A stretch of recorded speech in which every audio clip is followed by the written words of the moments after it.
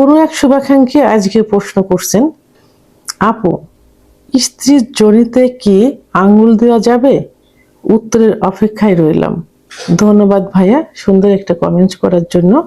দেশের এবং প্রবাসের ভাই বোনদের প্রতি সালাম।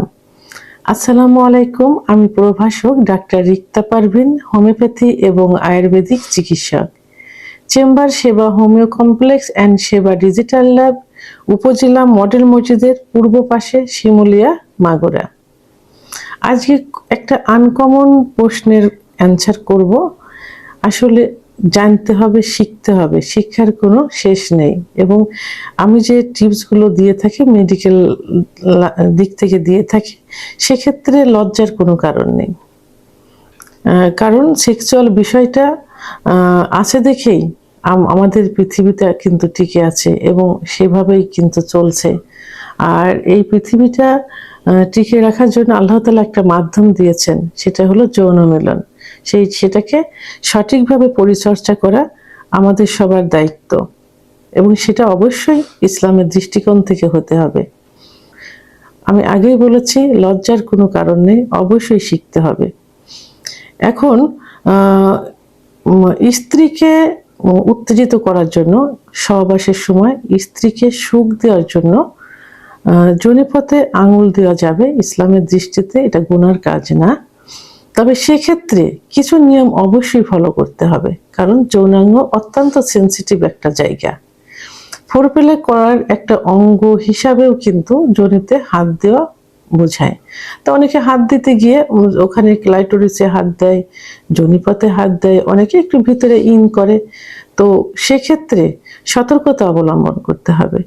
খেয়াল রাখতে হবে আপনার আঙ্গুলের যে চারিটা থাকে ওইটা যেন বড় না থাকে, কারণ অনেক সময় খুঁচা লেগে ভিতরে ব্লিডিং হতে পারে।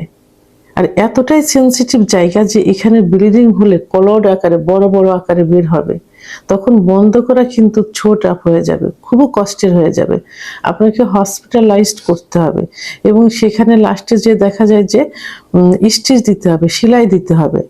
ডাক্তার যদি সূক্ষ্মভাবে ধরতে না পারে, ব্লিডিং হতে হতে একটা সময় কিন্তু মৃত্যুর মুখে পতিত হতে পারে।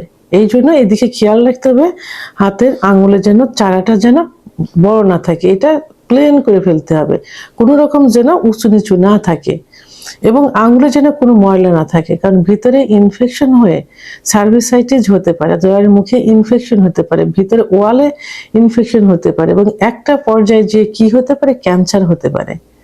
তো এই জন্য এটা কিন্তু খুব ছোট একটা বিষয় না, খুবই সেন্সিটিভ একটা বিষয়। এদিকে খেয়াল রেখে সতর্কতা অবলম্বন করে সহবাসের পূর্বে হাত দুটো সাবান দিয়ে ভালো করে পরিষ্কার করে, হেক্সিসল দিয়ে পরিষ্কার করে, আঙুলগুলো যেন কোনো চারি না থাকে সেদিকে খেয়াল রেখে আপনি আপনার স্ত্রীর ফোরপ্লে করার সময় যোনিপথে আঙুল ব্যবহার করতে পারেন অল্প সময়ের জন্য একদম, এবং ফোরপ্লে হিসাবে তাকে উত্তেজিত করার জন্য আপনি করতে পারেন এই বিষয়গুলোর দিকে খেয়াল রেখে। ভিডিওটি সম্পর্কে যদি কোনো মতামত থেকে থাকে অবশ্যই কমেন্টের মাধ্যমে জানাবেন।